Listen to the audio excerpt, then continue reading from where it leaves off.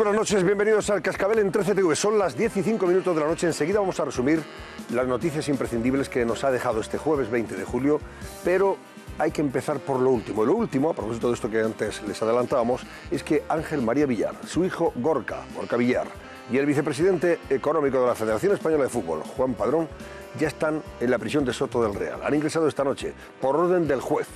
El titular de la Audiencia Nacional, Santiago Pedraz, ha decretado la prisión incondicional para los tres, sin fianza, por un posible perjuicio de al menos 45 millones de euros a las arcas de la Federación Española de Fútbol. En su auto de prisión provisional, el juez les imputa a Villar, a su hijo Gorka y a Padrón delitos de administración desleal, apropiación indebida, estafa, falsedad documental en este caso, y corrupción entre particulares. Un rosario de posibles delitos. Todo eso justifica para el juez la prisión incondicional y también por la gran capacidad económica de la que disponen y con el fin de evitar una posible fuga o la obstrucción de la investigación porque sigue abierta. Y esta mañana se ha confirmado el suicidio del expresidente de Caja Madrid, Miguel Blesa. Se ha conocido el dictamen de la autopsia que así lo ha confirmado. Sus restos mortales van a ser trasladados a su localidad natal de Linares, en Jaén, para su entierro mañana viernes. Hoy se han conocido además nuevos detalles sobre la presión social que venía sufriendo Blesa en su calvario judicial. OK Diario ha publicado que Miguel Blesa fue agredido hace 2 meses en un restaurante de Madrid. Una persona que le gritó: ladrón, devuelve lo que has robado, le propinó 2 puñetazos que tumbaron al expresidente de Caja Madrid. En fin, son noticias que vamos a comentar aquí esta noche, después de hablar, por cierto, con nuestra invitada, la ministra de Agricultura, Pesca, Alimentación y Medio Ambiente, Isabel García Tejerina. Bueno, es momento de que les presente rápidamente a Cristina López Listing. Buenas noches, Cristina. Buenas noches, Antonio. A Carlos Dávila y a Chencho Arias. Buenas noches. Hola. Y por este lado a doña Cristina Alberdi, buenas noches, Vicente Antonio. González Olaya y Luis Salvador. Buenas noches. Buenas noches a todos. Y un barómetro, una pregunta que les vamos a plantear esta noche, a propósito de algo que ha suscitado, no sé si una controversia excesivamente, no sé si pasada o pintoresca, porque alguien decide no tomarse vacaciones. Hay gente que considera y dice, no, sí, las vacaciones son un derecho, por supuesto, y una obligación, según el estatuto, los trabajadores, todo lo que usted quiera. Pero yo prefiero, pues oiga, no tomar vacaciones. Creo que esto es voluntario. Bueno, pues no vea la que le ha caído a Cristina Cifueza, la presidenta de la Comunidad de Madrid, por decir que ella es que no se toma vacaciones porque prefiere seguir trabajando. Bueno, pues ya está. A ver, ¿qué opinan ustedes sobre esto que nos va a plantear Susana Ollero? Pues sí, ha habido todo tipo de reacciones, así que nosotros también les queremos preguntar a ustedes. ¿Irse de vacaciones debe ser obligatorio o voluntario? Ese es nuestro barómetro de esta noche. Abrimos ahora mismo los teléfonos y si piensan que es obligatorio, deben marcar el 905-855-001. Si piensan que es voluntario, al mismo teléfono, pero terminado en 002. Pueden empezar a llamar desde ya mismo. Muy bien, y esta noche les presento a doña Isabel García Tejerina, que es la ministra de Agricultura, Pesca, Alimentación y Medio Ambiente, que es nuestra invitada de hoy. Doña Isabel, muy buenas noches. Buenas noches. Si le planteo la pregunta del barómetro, ¿usted qué respondería? ¿Usted es partidaria de las vacaciones? Yo soy partidaria de que sea voluntario, pero yo animo a todos mis colaboradores a que se vayan de vacaciones, porque trabajamos mucho, yo hago trabajar mucho y creo que es bueno también descansar, vaciar la cabeza para coger el curso con muchas fuerzas. Y llegar con más fuerza luego en septiembre, ¿cierto? Así es. O sea, es que yo a la gente le pido que descanse. Yo lo pido porque también, insisto, llevamos un curso de muchísimo trabajo y creo que es bueno, pero cada uno también sabe medirse sus fuerzas. Y además con este tiempo tan caluroso también es mucho más difícil trabajar. No digo nada por los que lo hacen en la calle. Imagínense, bueno, en los despachos pues tienes aire acondicionado y tal, pero el que está en la calle sufre de verdad los rigores del verano. Estamos viendo un verano muy caluroso, yo creo que es casi como todos, con algunos días con más temperaturas y sobre todo muy seco, porque no nos llueve, ministra, y eso sí que es una preocupación enorme. Sí lo es, o ya empieza a serlo. La verdad es que España no es un país, es un país mediterráneo, no es un país donde las sequías sean algo nuevo. Para nosotros es algo recurrente, pero estamos en un periodo de sequía. Hemos tenido una primavera bastante seca, un 13% de media menos de precipitaciones y especialmente seca, sobre todo en la parte noroeste de España, el Duero y pues Galicia, cornisa cantábrica y en el Levante, que ya llevan 3 o 4 años seguidos de sequía. Por eso, en España, que el agua es un bien escaso, muy valioso, la tenemos que cuidar mucho y en estos momentos más. Yo siempre digo, ¿no?, que la conciencia medioambiental se tiene a diario. Pues en un recurso natural tan importante como el agua, siempre hay que usarlo con muchísima prudencia. Ahora que estamos en época de sequía, especialmente porque cada gota cuenta y cada gota que hoy seamos capaces de ahorrar, si la sequía persiste, es la que vamos a tener para poder consumir en el futuro. Estamos concienciados de esta situación porque creo que los pantanos, los embalses, tienen una media ahora mismo del 51% de su capacidad, pero están bastante por debajo de lo que tenían hace 5 años, por ejemplo. Sí, están, 51 o 52%. Así es, estamos ahora incluso un poquito más bajos, estamos en el 49%. Y esto es casi 20 puntos por debajo de la media, en función si lo miremos, media de 10-5 últimos años, con lo cual hay pocas reservas, no igual también dependiendo de las cuencas, por lo tanto es muy importante utilizar el agua con enorme responsabilidad y dosificarla, porque yo insisto, el agua que hoy ahorramos, que no la consumamos innecesariamente, si el otoño no viene húmedo, es del agua del que vamos a disponer en el futuro. ¿Y qué sabemos sobre eso? ¿Hay algún informe que acredite algún elemento esperanzador sobre un otoño más lluvioso? No sabemos nada todavía al respecto. No se puede predecir. No se puede predecir. Qué pena. No.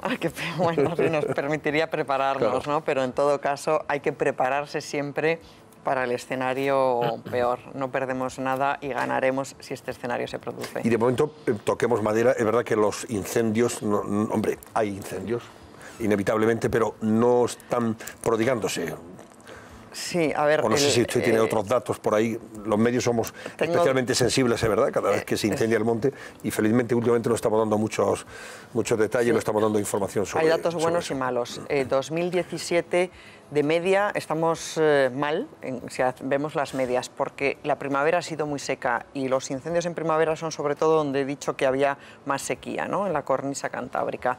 Entonces, la primavera ha sido peor, pero es verdad que el mes de junio y julio, a pesar de las temperaturas tan extremas que hemos tenido, pues afortunadamente no hemos tenido, bueno, el incendio más grave es el que hubo en el entorno de Doñana, me parece que en el entorno de las 8.000 hectáreas, y además en una zona pues con mucha preocupación porque estaba cerca de una de nuestras joyas de la naturaleza más importante, que es el Parque Nacional de Doñana. Pero es verdad que para las temperaturas tan extremas que estamos teniendo, que hemos tenido junio y julio, estos meses se han comportado razonablemente bien. ¿Estamos preparados para afrontar, en fin, una ola de incendios que pudieran derivarse, no sé, de la imprudencia, de la voluntariedad criminal de alguien? ¿Estamos preparados? ¿Las autonomías ahora mismo están con medios suficientes como para frenar desgraciadamente en España los incendios se producen sobre todo por la involuntariedad, pero falta del cuidado debido, o por la voluntariedad de incendiarios, que a mí me decían los brigadistas, no les llaméis pirómanos, no son enfermos, muchos de ellos tienen intencionalidad. Yo creo que aquí es muy importante, la mejor lucha es la que podamos hacer todos y cada uno. Igual que con el agua, el medio ambiente se hace en los gestos diarios y en la conciencia de cada uno. Si tenemos cuidado y si también ayudamos a denunciar y a señalar a los incendiarios, ganaremos mucho en materia de incendios, porque 95 de cada 100 incendios en España se deben al hombre. O sea, son evitables de una manera o de otra. Voluntaria o involuntariamente los han perdido el bosque, ¿no? 95 se pueden evitar, sí.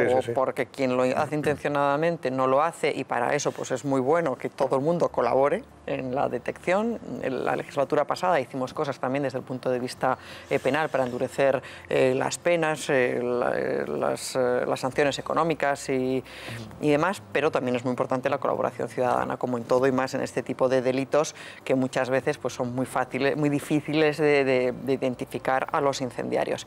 Ahora, España, hay que decirlo, tiene uno de los mejores dispositivos a nivel mundial. Igual que con la sequía, no es un país que por nuestras condiciones meteorológicas, pues cuando hay incendios, estos a veces se propagan rápido y son difíciles de combatir. Tenemos uno de los mejores dispositivos, yo diría, a nivel mundial.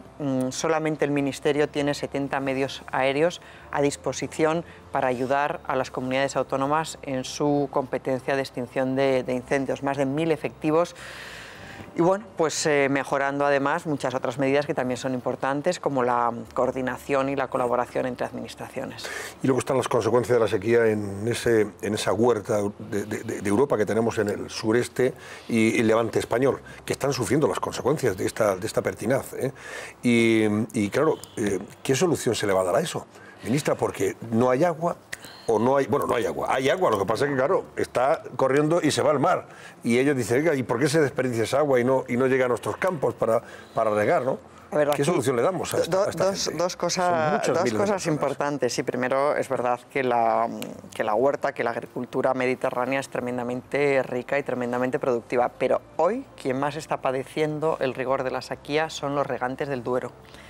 Hoy, más que los murcianos, sí, alicantinos. Hoy quien tiene limitaciones en el agua de riego son los regantes del Duero. En el Levante, aunque llevamos 4 años, 3 campañas de sequía, sí, hay que decir que se ha hecho una buena gestión, que hemos movilizado más de 280 hectómetros cúbicos entre trasvase, Tajo Segura, entre agua de las desaladoras, entre pozos de sequía.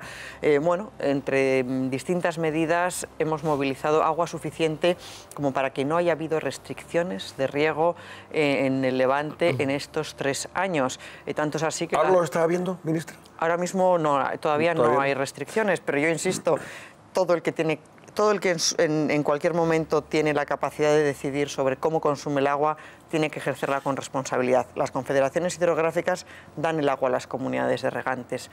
Las comunidades de regantes, cuando hay escasez, tienen que dosificar ese agua, porque luego son ellos los que las distribuyen, cuánto, en qué momento, cómo se reparte ese agua entre los regantes. Ya es una decisión de las comunidades de regantes, así es como funciona la mayor parte del agua en España. Entonces, ahora es momento, pues, de saber que hay que ser conservadores en la gestión del agua. Pero 3 años de sequía importante en el Mediterráneo hemos sido capaces de gestionarla incluso con aumentos de producción, lo cual pues está bien, pero cada vez se hace más difícil dar este agua adicional. Y bueno, y aquí teníamos un plan hidrológico nacional, llegó Zapatero, se lo cargó, y a partir de ese momento ya no tenemos ningún plan hídrico para resolver esta situación. Se hicieron las desaladoras, bueno, pues eso pueden atender las necesidades humanas, pero regar con agua desalada parece que no es muy bueno desde el punto de vista del cultivo y además es carísimo. Sobre todo es muy caro. Es muy caro es muy caro. ¿Y qué solución hay? ¿Tiene en su ministerio algún plan hídrico, un plan de infraestructuras hídricas para resolver esto? Bueno, yo insisto, si hay un aspecto del medio ambiente importante en España que hay que cuidar, es el agua. El agua es uno de los recursos naturales más valiosos, siempre lo es, pero en un país como España, donde se reparte irregularmente, necesita especial gestión y planificación. Tenía que haber en España y en toda Europa planes hidrológicos de cuenca, planes de gestión, de ordenación de cada una de las cuencas, el Duero, el Ebro, el Júcar, el Segura, todas las cuencas, las que dependen del Estado y de las autonómicas. Tenían que haber estado aprobado en el año 2009. Nada estaba aprobado cuando nosotros llegamos al gobierno. Teníamos además una amenaza de sanción muy seria, aparte de perder la credibilidad en las instituciones europeas y aparte sobre todo de dejar a España sin planificación. Los planes tenían que haber estado aprobados en el año 2009, en el año 2015 un segundo ciclo y en el año 2021 el tercer ciclo. Nosotros en 4 años trabajamos para aprobar 2 ciclos. Hicimos en 4 años el trabajo de 2-3 legislaturas. Se trabajó muchísimo y ahora conocemos la situación de cada una de las cuencas. Ahora hay que dar un paso más, que no le podíamos haber dado antes porque necesitábamos la planificación individual de cada uno de los ríos. Y ahora, a partir de ahora, podemos sentarnos a hablar de un pacto nacional del agua. Y en eso estamos trabajando. Para atender a toda la gestión del agua, no solamente, o sea, vamos a ver, yo primero hay que decir, el Pacto Nacional del Agua hoy es una hoja por escribir, en blanco, donde yo lo que espero es que todo el mundo se siente con nosotros con la mejor de las voluntades, porque el agua, lo sabemos todos, es algo con lo que se hace política muy fácil, política barata, es muy fácil mover los sentimientos y crear problemas que muchas veces son inexistentes. Yo podría contar muchísimos ejemplos de cómo se mueve la sensibilidad con el agua. Por eso es muy importante que la gente, cuando se siente a escribir esta página, se siente con disposición de arreglar problemas, no de hacer política fácil. ¿Qué es lo que queremos nosotros del Pacto Nacional del Agua? Hay que abordar los déficits, donde hay déficits, que los hay en toda España. En el Duero hay sequía porque hay también un déficit estructural en algunas zonas, en alguna zona del Ebro lo hay. Bueno, no es solamente una cuestión del Levante, hay que arreglar los problemas de déficit, hay que arreglar problemas medioambientales importantes también asociados al agua. Hay zonas como el Mar Menor que requieren una solución integral, hay zonas como el Delta del Ebro, hay zonas que tienen una sensibilidad medioambiental que nosotros, dar respuesta a eso, también queremos que forme parte del Pacto Nacional del Agua. Hay que abordar planes de gestión de riesgo de inundaciones y hay que abordar la gobernanza del agua. Pues esas son las 4 grandes áreas que tenemos que tratar en el Pacto Nacional del Agua. Y en estas circunstancias, con un gobierno en minoría, con un parlamento, si me permite la expresión, levantisco, hay una oposición que, en fin, probablemente no esté por esa labor. ¿Cree usted que se van a poner de acuerdo para hacer un Pacto Nacional del Agua? Bueno, nosotros lo vamos a intentar. Yo por eso siempre pongo por delante, llegaremos tan lejos como sea de buena la disposición del que se siente enfrente, porque nosotros hemos probado que en agua se pueden alcanzar acuerdos importantes en los que todo el mundo gane. Hay que tener ganas de que eso sea así. Yo estoy segura que no vamos a ser capaces de arreglar todos los problemas en materia de agua, pero si hacemos un plan que deje a todas las comunidades autónomas mejor de lo que están, pues un nuevo peldaño habremos subido y estaremos mejor. El problema, y que sobre este peldaño se vaya construyendo el otro. Problema, ahora os doy la palabra. El problema, como dicen mis amigos los regantes de Murcia, Alicante y Almería, te dicen, tú que conoces también la zona, Cristina, dicen, no, eso está muy bien y ojalá que hubiera voluntad y se materializara, no sé si un Pacto Nacional del Agua, otro plan hidrográfico nacional, todo lo que quieran, trasvases. Habrá que hacerlo de alguna manera, allí donde hay un excedente, pues llevarlo a donde... Así debería ser, ¿no? Pero mientras llegamos a todo eso, 80.000 familias se van a la ruina en Murcia y en Alicante y en Almería, porque claro, viven de la agricultura. Si no hay riego para seguir produciendo en septiembre, octubre, y no hay trasvase, agua trasvasada, ya me contará usted cómo van a salvar la situación. Bueno, pues como en Castilla y León, yo creo que todo el mundo lo que tiene que hacer en momentos de sequía es ejercer la gestión del agua con especial responsabilidad. Y ya insisto, hemos sido capaces de pasar 3 años de sequía sin afectar en absoluto las producciones en el Levante. A ver, preguntas para la Sí, yo tenía tantas, pero por preguntarle de una forma muy global y así desde el comienzo, pues pensando también en las preocupaciones de los telespectadores. Claro, usted como ministra de este sector tiene un mirador extraordinario sobre el debate internacional sobre el cambio climático. Desde luego parece ya incuestionable que se está produciendo. Hay, bien es verdad, quien dice que es un cambio de era dentro de la Tierra y hay quien dice que somos nosotros los culpables. ¿En qué punto estaría usted en este debate? ¿Qué datos le interesan de lo que se está barajando? ¿Está cambiando el clima para siempre? Hay cosas que sencillamente se miden y lo que se mide no es opinable. La temperatura se mide y la temperatura del planeta está aumentando y hay prácticamente unanimidad científica en que los gases efecto invernadero, el CO2, el metano, una serie de gases son los que provocan el aumento de la temperatura. O sea, desde ese punto de vista es que yo creo que eso ya está fuera de cualquier debate. Tan es así que el acuerdo multilateral más importante jamás alcanzado ha sido precisamente en materia de clima. 195 países nos pusimos de acuerdo en París para decidir que teníamos que frenar las emisiones de gases de efecto invernadero porque había que evitar a toda costa que la temperatura del planeta aumente más de 2 grados, a ser posible no supere el 1,5 grados a final de siglo. ¿Por qué? Pues yo una vez escuché a alguien decir algo que lo explicó muy bien, no es que aumente la temperatura, otras veces ha aumentado, es el ritmo al que aumenta la temperatura y la capacidad de adaptarnos a estos cambios a tal velocidad, y eso que hoy pues no es hace años, tenemos unos conocimientos, una tecnología, dentro del cambio climático también se habla de adaptación, pero de adaptación a algo que ya es una realidad, que es que la temperatura del planeta está subiendo. Y ya por complementarlo rápidamente, ¿cuál sería su radiografía si suben esos 2 grados? Quiero decir, por ejemplo, hemos visto un verano donde hemos llegado a 47 grados en algunos lugares, estamos hablando de que esos lugares rozarían los 50 grados. ¿Qué pasaría en España? Porque hay quien dice que efectivamente subirían los mares, que se producirían inundaciones. ¿Cuál es el escenario que ustedes contemplan? Pues a ver, España es un país especialmente sensible a los efectos del cambio climático. De los países de la Unión Europea probablemente seremos de los que más estamos afectados. Nosotros en todas las leyes medioambientales de la pasada legislatura incluimos la variable del cambio climático. En la ley de costas hay que analizar y tener en cuenta el cambio climático. Cuando yo hablaba de los planes hidrológicos de cada una de las cuencas que analizan y estudian la demanda de agua y la oferta de agua, se contempla en la planificación la variable cambio climático. Tenemos que estar preparados para ello.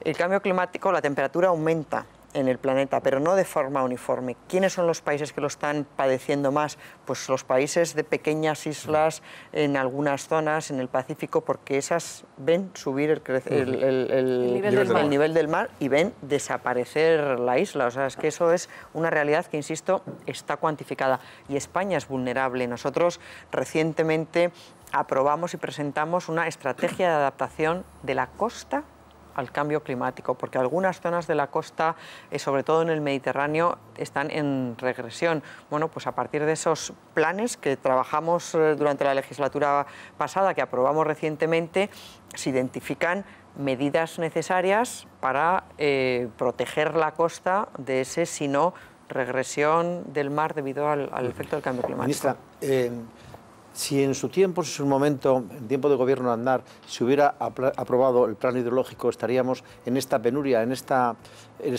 situación que usted ha descrito al principio. ¿Eso habría resuelto el asunto del Duero, que usted, la falta de riego en el Duero y básicamente también en las cuencas del Mediterráneo? El plan hidrológico que todo el mundo vincula con un trasvase tenía muchas medidas. Muchísimas medidas. Entre otras cosas, tenía un pacto del agua en Aragón, que también se abandonó. En la legislatura pasada nosotros bien financiado, además. Sí, pero sorprendentemente, en un momento de abundancia presupuestaria, eran muchísimas las infraestructuras hidráulicas que estaban paradas y tampoco se hizo lo que se prometió en materia de desalación.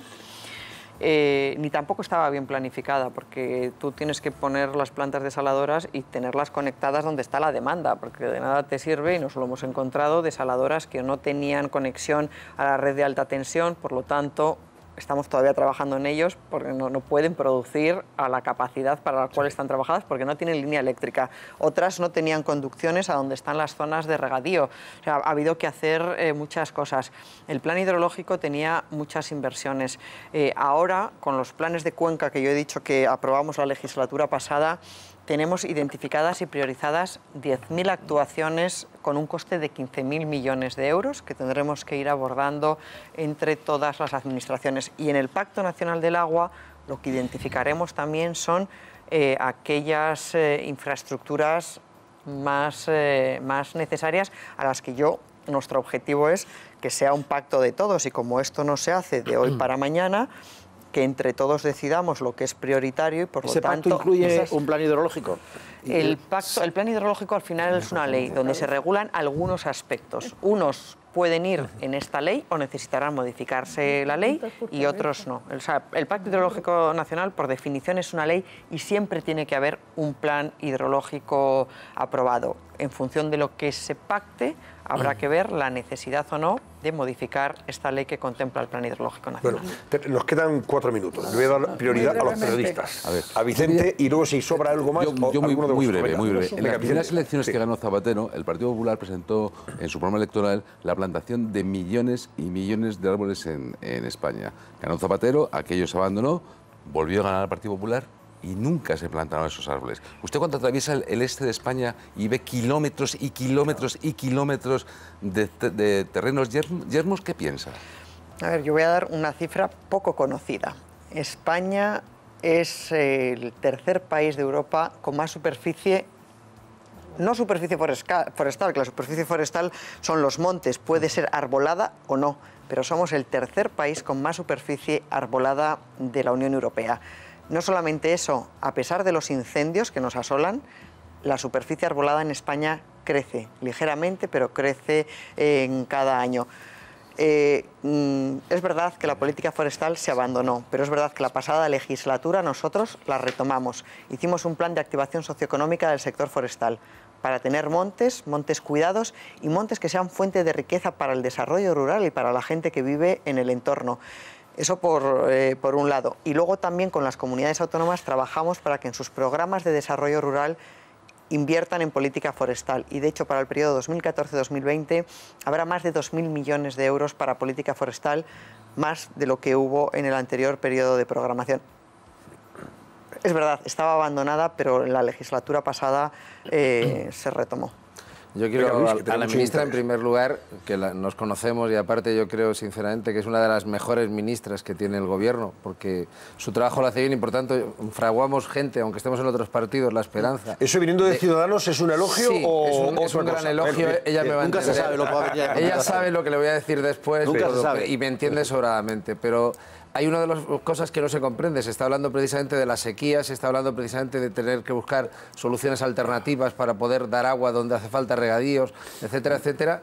Y tenemos una cosa que se llama la presa de Rules, que ha dejado de utilizar más de 100 hectómetros de agua, o sea que se podía haber estado utilizando, porque no tiene las conducciones, una presa terminada desde hace ya unos 15 años, o sea, con una cantidad de regantes que están necesitando el agua y también incluso hasta para abastecimiento en una zona donde no había calidad de agua y que es el misterio mejor guardado. Y por tanto, entonces, lo que quiero que la ministra nos diga, donde hay agua, ¿qué va a hacer para que esas conducciones estén, en vez de pasarse la pelota entre la Junta de Andalucía y el Gobierno, sino cómo va a poner el dinero para que una cosa que es directa, o sea, se pone el dinero, se hacen las conducciones y automáticamente ese agua es útil y productiva? No, yo es que ayer estaba en Granada. Lo sé, pero como se pasó la pelota un poco con la Junta y es lo que llevamos 15 años viendo, no, pero vamos yo quiero que esta ministra es la esperanza de que eso se arregle. Yo espero espero que eso se arregle, pero eso requiere una decisión. La presa de Rules no depende de una confederación gestionada por el Ministerio y será la confederación que depende de la Junta de Andalucía la que decida la asignación del agua, si va a ser solamente para uso hidroeléctrico o si se hace compatible con el regadío.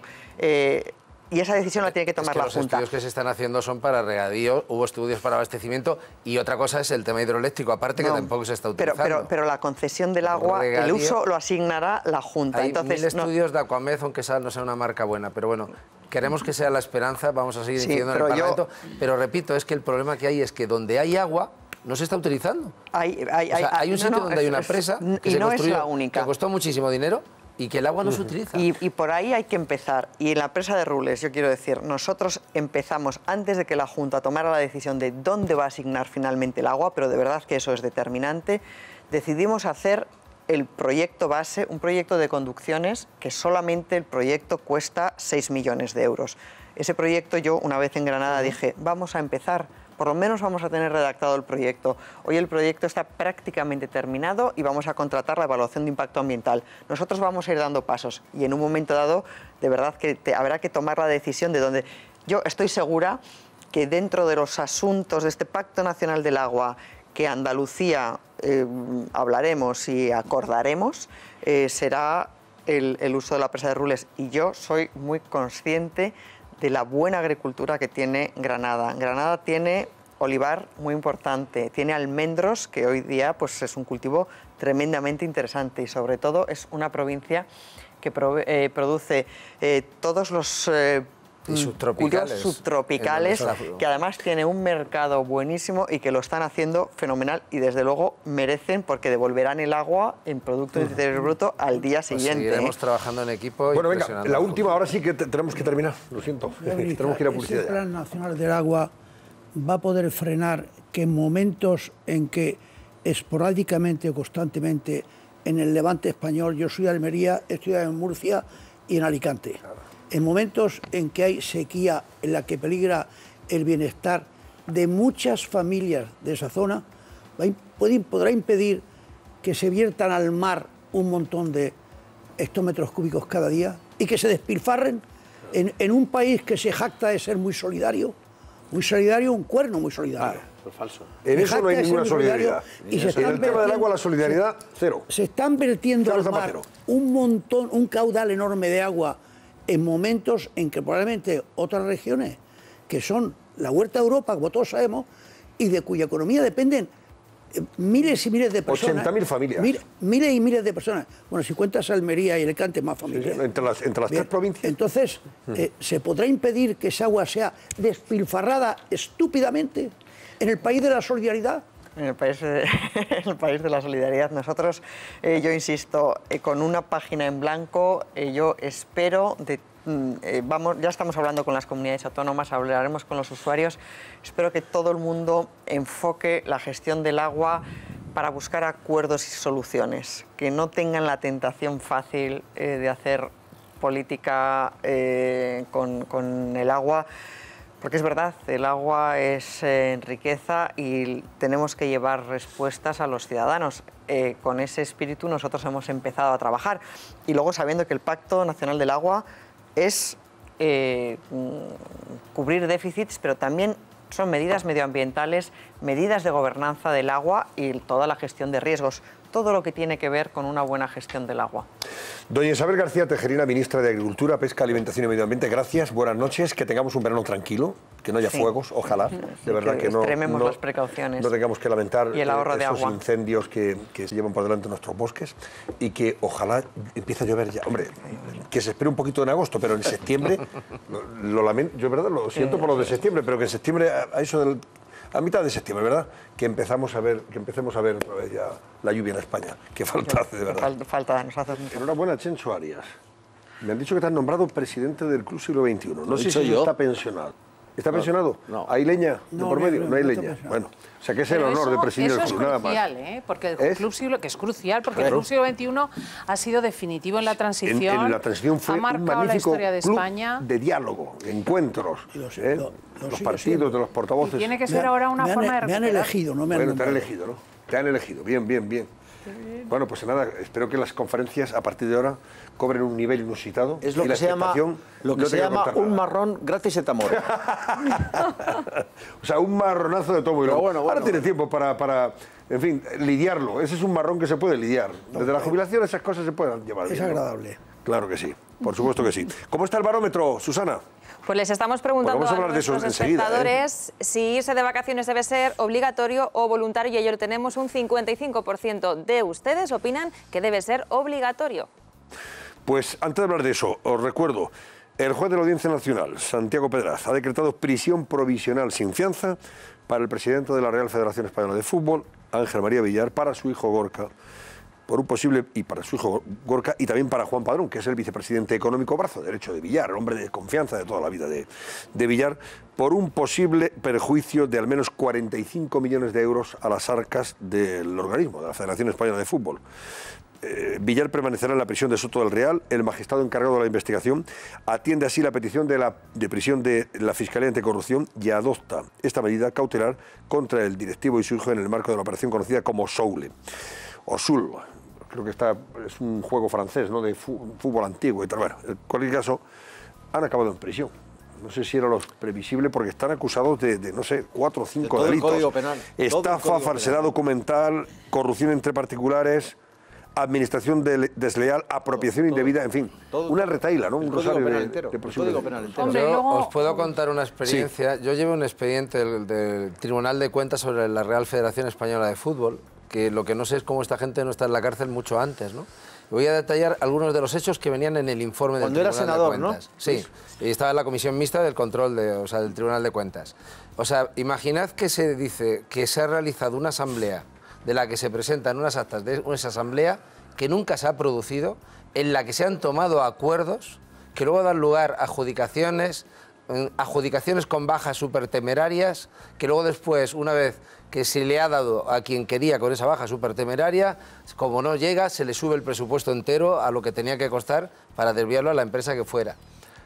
O sea, justificaciones de gasto triples sobre la misma cuestión. Triples. Claro, o sea, una cantidad de burradas que estaban ahí dentro. Y quiero recordar una cosa, con Ángel María Villar se nos habrá olvidado en este país que cuando hubo alguien, cuando desde el gobierno se vio el escándalo que estaba pasando en torno al fútbol y trataron de meterle presión, Jaime Elizabeth. o sea, cogió entonces y amenazó con utilizar precisamente la fuerza de FIFA, UEFA, para sacar a España del Mundial en el que estaba clasificada. O sea, quiero decir que es que lo que está pasando en la Federación Española de Fútbol, Villar y el fútbol internacional es un escándalo de corrupción tremendo. Y repito, han estado siempre en un paraguas que, como el fútbol es sagrado, tenían los resortes que controlaban los campeonatos, etcétera, y hacían lo que querían. Ahora bien, Luis. Mira, déjame que diga una cosa, Carlos, esto es información. El juez apunta que al menos desde el año 2009 Ángel María Villar creó un entramado que ha permitido la desviación de fondos, tanto públicos como privados, de la Real Federación Española de Fútbol y de organismos vinculados a esa Real Federación Española de Fútbol, estableciendo además un clientelismo tanto en la contratación del personal que recae en familiares de los acusados, el caso de su hijo y algunos amigos más, como en la presunta adjudicación arbitraria de contratos de suministros. A lo largo de 44 folios, el magistrado dice que, claro, cometieron todos estos hechos con voluntad de enriquecerse y de favorecer el enriquecimiento de terceros. Todos ellos, bueno, pues han prestado declaraciones, etcétera, etcétera. Y recuerda, por ejemplo, que todo esto arranca en una denuncia del Consejo Superior de Deportes que se presentó en el 2016. Las sospechas sobre la gestión de los responsables federativos partieron de una auditoría del Consejo Superior de Deportes que reveló que no se había cobrado una deuda de 24 millones de euros contraída por la empresa de Santa Mónica, se llamaba, ¿verdad? La empresa Santa Mónica, de Jesús Amper, por los derechos audiovisuales de los partidos de la selección. Oye, se perdonó una deuda de 24 millones o no se había cobrado. Los investigadores apuntan a que Villar, que lleva 28 años en el cargo, cobraba comisiones por la celebración de partidos de la selección y se servía de su puesto para la contratación de servicios y otras relaciones comerciales en beneficio de su hijo Gorka, abogado experto en derecho deportivo y al frente de varias empresas donde eran desviadas cantidades de dinero de la Federación. Antes se hablaba siempre del... Clásicamente en las redacciones de los periódicos se hablaba del proceloso mundo de los toros, ¿os acordáis? Sí. Pues de los sobrecogedores. De los sobrecogedores. Pues este es el proceloso mundo de los toros. Lo que ha dicho Luis y lo que está apuntando y lo que ha apuntado el juez Pedraz es bastante de conocimiento público. Ahora bien, yo quiero decir dos cosas. La primera, que ha habido una complicidad silente sobre este tema realmente apabullante, que hay vicepresidentes que se han asegurado de alguna forma una cierta templanza y un cierto gusto a la hora de que a sus clubs se les tratara de una forma muy buena. El señor Villar hacía una cosa que era increíble, que era decir, oiga usted, tenga usted en cuenta que si usted no me apoya, a lo mejor los árbitros le van a hacer alguna cosa mal. El Madrid perdió 2 ligas por eso, El Madrid se enfrentó, el Real Madrid se enfrentó una vez muy claramente contra Villar y lo pagó muy Las relaciones de luego eran muy malas con la Federación. Y lo pagó en los terrenos de juego, porque él controlaba y sigue controlando a los árbitros que ahora están en Santander. ¿A los árbitros? No, el colegio de árbitros está dirigido por un paniaguado de este señor. Es decir, cuando estaba relatando Luis, por ejemplo, lo de la asamblea, esa asamblea ficticia de la que hablaba Luis, el árbitro también tenía que colaborar en es que los árbitros eligen. Y no hacer de árbitros, esa asamblea ficticia, falsa, de la que dice Luis, está firmada por un secretario general. Pero es que no es solo y es que el Villar, secretario general, árbitro dos secretarios generales, se han presentado en sucesivas elecciones en contra del señor Villar. Esto no se dice nada. Hay vicepresidentes, como por ejemplo el señor Gaspar, que lleva años diciendo que Villar es el mejor presidente de la Federación Española de Fútbol. Pero es que en esa complicidad había unos señores que además les utilizaron para firmar ese acta, porque si yo no estoy en un acta, de luego en una asamblea no firmo el acta. Pero, Carlos, eso está clarísimo. Y quiero decir una cosa. Y luego hay una cosa que también quiero decir, porque esto está al margen, fuera parte, que diría Carlos Herrera. Fuera parte, quiero decir literalmente lo siguiente. Ojo, porque es que aquí esto empieza a ser un presidio abierto, España es un presidio abierto en estos momentos. Lo de la prisión preventiva se está utilizando. Las razones por las que da este señor es porque estos señores tienen mucho dinero y les van a meter en la cárcel, y porque todavía no está por dilucidar o investigar todos los papeles que han cogido. Yo pregunto de verdad a los abogados, Cristina, ¿esas son razones suficientes para llevar a alguien al trullo? Mira, a mí me parece, y lo he dicho bastantes veces, que estamos yendo hacia una sociedad en la que va a haber ya está habiendo un gobierno de los jueces. Sí. Y esto es muy peligroso. Ya está pasando en Brasil, está pasando en Francia, está pasando en muchos países y aquí también. Y los jueces están erigiéndose en los que deciden sobre vidas y haciendas. Y esto es muy grave. Porque claro, esta situación de este señor, pues bueno, ha cometido un montón de delitos, hay una presunción, pero se le puede pedir una fianza, X, la que sea, y dejarle en libertad, porque lógicamente hay mecanismos suficientes dentro del sistema judicial para evitar que esta persona pues destruya pruebas o huya del país, porque todo esto pues le retienes el pasaporte, en fin, hay muchas medidas. Y sin embargo hacen esta especie de escándalo a la cárcel, correrías a la cárcel, el padre, el hijo. Ha sido el fiscal anticorrupción el primero que le pide al juez que lo meta en Chirona sin condición alguna. O sea, bueno, pero el fiscal anticorrupción. Y el juez dice, pues a mí sí me lo pide el fiscal puede, a la cárcel. Pero Antonio, el fiscal puede pedirlo porque además los fiscales anticorrupción también se han erigido aquí en los dioses del mando. Sí, del poder. Ahora el poder está en los fiscales, en los jueces, y es un disparate porque no hay equilibrio. O se rompe el equilibrio. Entonces, que lo haya pedido el fiscal, muy bien, pero el juez tiene en su mano no aceptarlo. A mí me gustaría saber cuánto ha avanzado la investigación, por ejemplo, de la Gürtel, no, en este caso de la Púnica. Sí. Los 2 años y pico que ha estado en Chirona. 2 años y 8 meses. Bueno, 2 años y 8 meses. ¿Cuánto ha conseguido de información y de investigación FETEN para luego determinar con pruebas evidentes los delitos o presuntos delitos cometidos por Paco Granados? Y yo no quiero 2 años, casi 3 años. Que yo no dudo que las irregularidades que ha descrito Luis hace un momentito sean ciertas, que estoy convencido de que estamos hablando de la prisión provisional, pero no que se ha juzgado y que se ha condenado si ha cometido. Lo que quiero decir, pero puedes dejarle libertad, confianza importante. En el tema del fútbol, y Chencho lo conoce muy bien, ha habido una clamorosa complicidad porque a la gente le interesaba que Villar fuera el paraguas sobre el cual, debajo del cual se protegían mucha gente. Y es así. Los clubes de segunda D, muchas subvenciones al deporte de base, efectivamente, muchísimo dinero. Oye, las federaciones territoriales están todas siendo investigadas en este momento. ¿Esto qué decía del Madrid, Carlos Ávila? ¿Tú que fuiste director general del Madrid durante un tiempo? Yo fui director general del Madrid. ¿Esto está acreditado? ¿O solamente son habladurías, que diría el Fari? No. Yo conocí a Villar en aquel momento y me parecía una persona honrada, hace 20 y tantos años. Sí. Pero yo ya no pongo la mano en el fuego casi ni por mi padre que está en la tumba. Porque la gente evoluciona y no puedo opinar sobre si Villar es un gran sinvergüenza o muy sinvergüenza. Lo que has dicho tú es muy importante, de que los jueces están marcando el rumbo de la política española de una forma que no es la correcta de la Targentópolis española. Pero volvamos al tema de 1992. Villar. Volvamos al tema de Villar. Villar parece ahora ser que es un villano enorme, que ha hecho 1000 trapacerías, parece. Luis ha contado unas cosas que dan un poco de bochorno, de inventarse una asamblea, poner gastos 3 veces que son el mismo. Pero mi pregunta es la siguiente: ¿cómo esto ha podido ocurrir tanto tiempo y nadie ha tirado de la manta? Porque estaban todos cómplices. ¿Cómo el fiscal y el juez intervienen ahora? Lo que acabo de comentar ahora, años en el poder. Informe del Tribunal de Cuentas, con todos los partidos políticos viéndolo, simplemente se sabe que los informes del Tribunal de Cuentas directamente no van a Fiscalía. Otra cosa es que se puedan utilizar y se puedan llevar. Pero la Fiscalía puede utilizar... Pero quiero recordar una cosa. Oficio, cuando ¿o no? Aquí, el debate, cada vez, ¿cuántos años lleva Villar siendo...?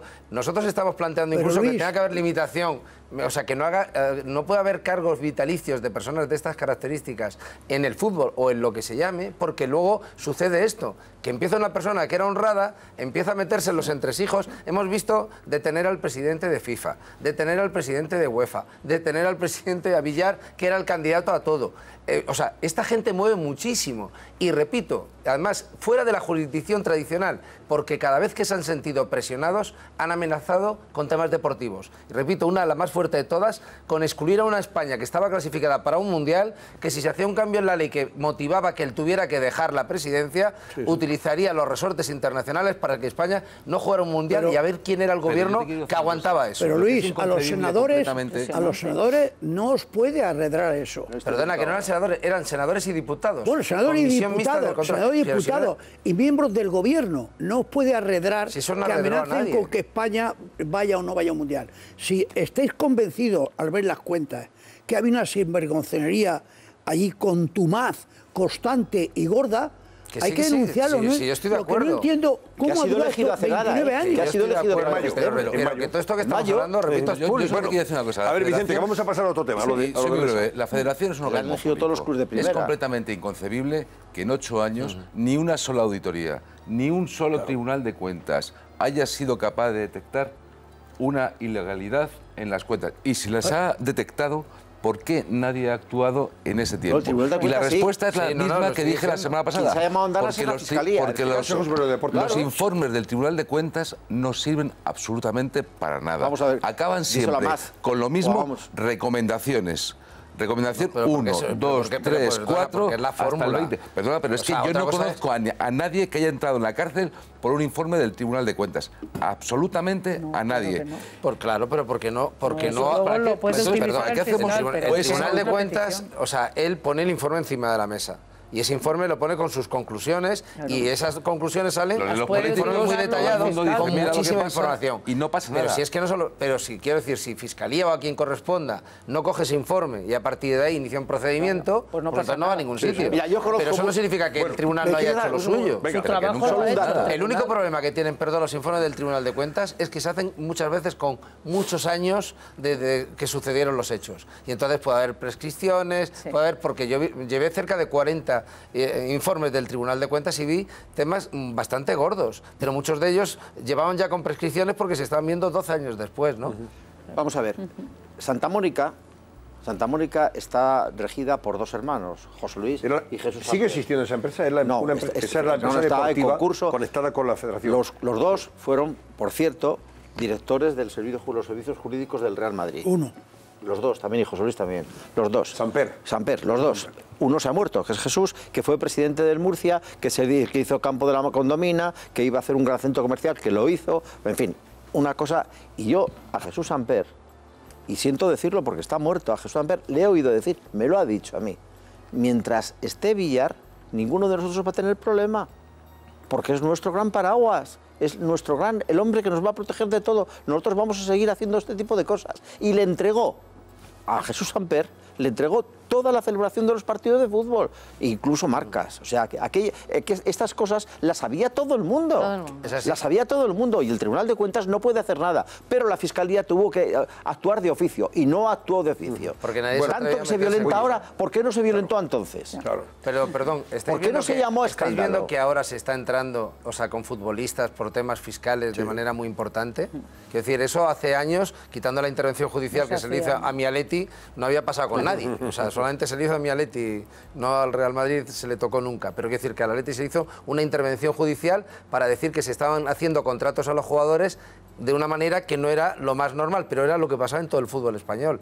Pero nadie se había atrevido a entrar en estos temas. Y ahora Pero ya hay hay que ser jugadores cuestión que están paulatina. yendo por sus impuestos. Hubiese sido Bueno. inimaginable que alguien de la familia real estuviese comprometido en asuntos de corrupción y preso por ello o juzgado por ello. Hubiese sido inadmisible que determinados prebostes de la política, ¿no?, estuviesen impactados. La semana que viene depone el presidente de la Nación. O sea, estamos viviendo una situación que por un lado es de regeneración nacional, por un lado es estupendo. Claro, por fin Aprovechémosla. se tira de la manta y se levanta. No, Cristina, pero es entraña un tremendo riesgo. porque es el gobierno de los jueces, es una Entraña un locura. riesgo porque en Italia, y lo hemos hablado ya Es aquí, que vamos a cuando un se camino produjo de perdición. Mani Pulite, se cambió el destino de la nación. Quiero decir, entró la política cargaron democrática partidos. en tal debacle que se acabó con la democracia cristiana, se acabó con el Partido Socialista y se acabó con el Partido Comunista, con todo el trípode tradicional. Y el fenómeno apareció Berlusconi Apareció es Berlusconi, hijo de esta, digamos, de este clamor popular, porque él venía de las teles, porque Oye, tal y y porque cual, ¿no? suicidios. Y luego llegó incluso el momento en el que la Unión Europea nombró un gobernante externo que era un puro funcionario. O sea, que se saltaron las urnas. Digamos, la democracia Pero bueno, decreció. no es, Cristina. No, Este camino no es bueno. No lo es digo. fatal porque no hay equilibrio. Y entonces está, a la vez, los medios de comunicación, algunos, según que sea de un bando o de otro, pues también se ceban, luego es noticia, y estamos viviendo una situación... El escándalo que a este señor le hayan detenido con cámaras de televisión enchufadas. Totalmente. Es decir, que sobre este asunto no se está investigando nada en España. Es que el Consejo General del Poder Judicial, ¿qué hace al respecto? ¿Qué está haciendo al respecto? ¿Se está abriendo expediente al juez nada, que ha hecho esto? Se filtran los sumarios. El juez, yo no digo que el señor Pedraz, Dios mío, me voy a meter yo con el señor Pedraz después de la que me hizo. No digo nada, pero el señor Pedraz va a abrir un expediente en su juzgado para saber quién ha filtrado que ayer iba a detener a Villar. ¿No lo ha abierto? ¿A que no? ¿El Consejo por qué tampoco no actúa? Tampoco, ni lo a mí va me a hacer, parece ni lo va a increíble hacer. que se estén televisando, en España las detenciones. Es que estamos en una situación, y voy a decir un dato que es estremecedor. Aquí llevamos cuatro suicidios por gente directamente implicada en asuntos de corrupción. 4 suicidios. Ojo con este tema Ahora vamos a hablar precisamente de lo de Blesa. Extraordinariamente importante. Carlos, porque hoy se ha confirmado que Blesa efectivamente se suicidó.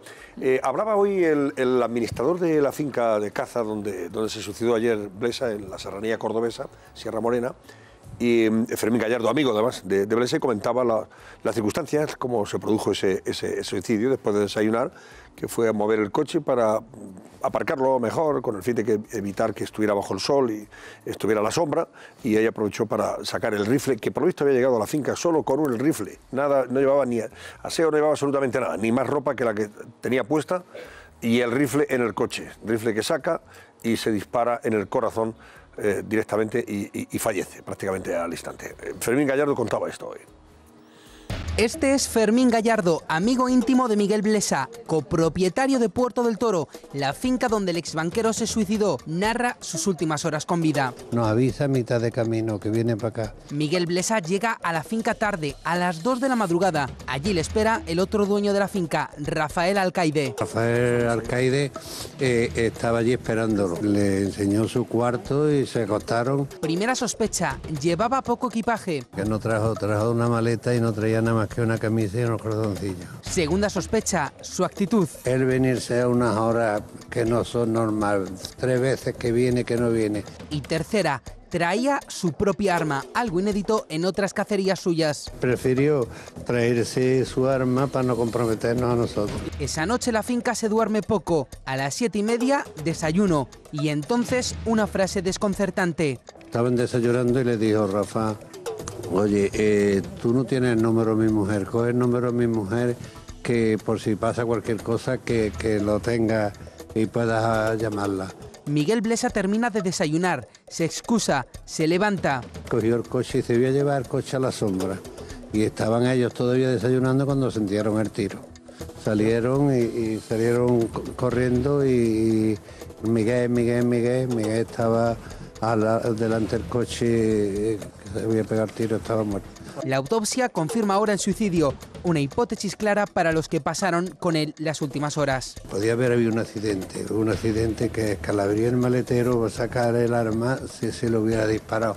Pero no, él cogió el arma y se fue delante del coche. Que se suicidó lo sabían desde el principio. Atentos a esta escena. El guarda habla con Rafael Alcaide, la última persona que le vio con vida. Ahora se sabe que la noche anterior, en Madrid, dejó una nota a su mujer, con un texto muy breve: me voy a Córdoba, adiós. Pues esas son las últimas horas del expresidente de Caja Madrid. Todo lo que se ha sabido hoy en relación con el suicidio, confirmado después de la autopsia. Mañana será enterrado sus restos mortales. En este caso ha sido incinerado, creo, ya hoy, y mañana sus restos serán llevados a una cripta en Linares. No, y además se ve claramente que lo pensó muy deliberadamente todo, ¿no? Quiero decir, el quitarse la vida en un lugar donde con una frialdad tremenda. Para evitar... Sí, que de un lugar donde su mujer no fuese quien encontrase el cadáver, donde fuesen hombres habituados a la caza y a su compañía, y llevarse el arma propia, claro, ya era la voluntad deliberada de matarse. Pero, Cristina, a los dueños de la finca les ha hecho una faena, ¿eh? Claro. No, porque se ha demostrado desde el minuto uno.